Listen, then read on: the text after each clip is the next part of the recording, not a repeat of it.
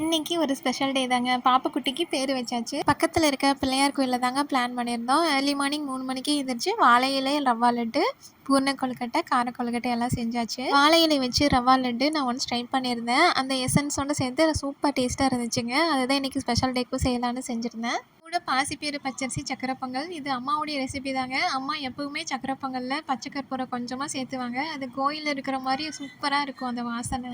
எல்லாம் செஞ்சு முடிச்சுட்டு பாப்புக்குட்டியை ரெடி பண்ணிவிட்டு நாமளும் ரெடி ஆகிட்டு கிளம்பியாச்சுங்க கோயிலுக்கு.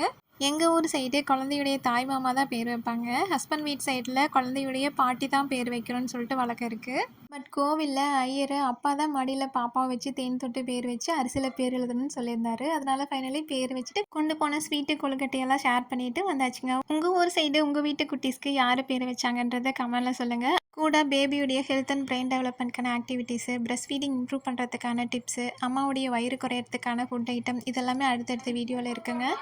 எல்லாத்துக்கும் நம்ம சேனலை சப்ஸ்கிரைப் பண்ணி ஃபாலோ பண்ணிக்கோங்க. தேங்க்யூ.